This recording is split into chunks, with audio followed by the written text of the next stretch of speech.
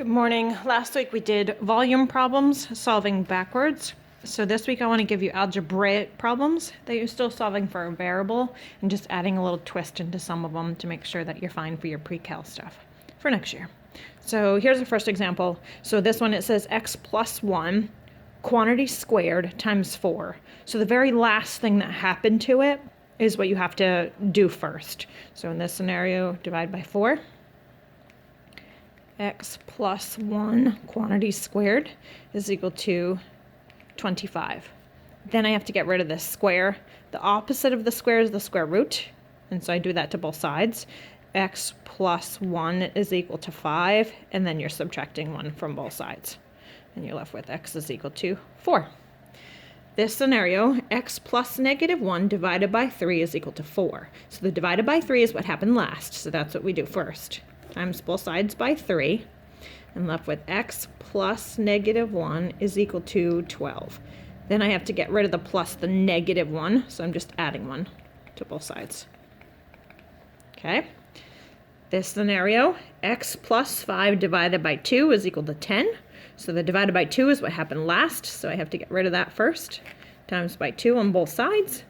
X plus 5 is equal to 20, and then getting rid of the 5, the opposite of that plus. Okay, next scenario, it's 1/5 times x plus 3 is equal to 10. So plus 3 was last, so it's first this time. 1/3 x is equal to, who even cares what the right-hand side is? I just want to make sure you understand the steps. Then this one, it's the reciprocal that you're multiplying by. 3 over 1, that cancels this, so then I multiply it by 3 on this side. I'm left with x is equal to, and then your right-hand side. This one says x minus 2, then times it by 9. So then I undo that 9, divide both sides by 9, and I'm left with on this side, and then the opposite of that, subtract 2, would just be the add 2. And then that side's done. This one, it says negative 9x divided by 2, and then I have the 4. Remember that this is just a plus 4 on this side. It's a positive 4. So that negative is associated with this one. So I'm going to subtract 4 from both sides. And I'm left with negative 9x divided by 2 is equal to 6. Two ways to do this. You can take it one step at a time. You can multiply it by 2, and then you can divide by the negative 9. Or you could do it in one step, just like we saw last week. I'm going to do it in one step. I'm going to flip it. And that negative times a negative, and then the positive times the positive. This cancels out, and so I just multiply this side by the negative 2/9, and then that. Straight across the top. I'll show you this one. And then straight across the bottom. And then you could reduce that or change it to a decimal. Here's the next one. X divided by 3 minus 4 is equal to 2. So the minus 4 was last, so it's first undoing order of operations. 6, and then timesing this by 3.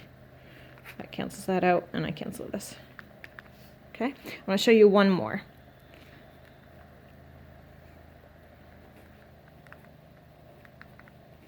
What happens if you have this scenario?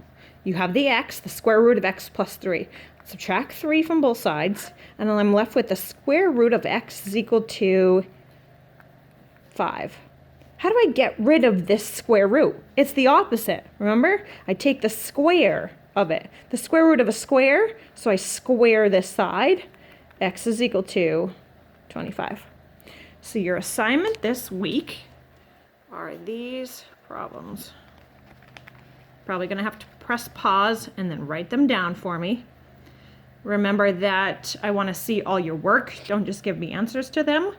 And these will be due on Monday. That due date helps you stay on track. Make sure that you're checking PowerSchool so that you are all caught up after this.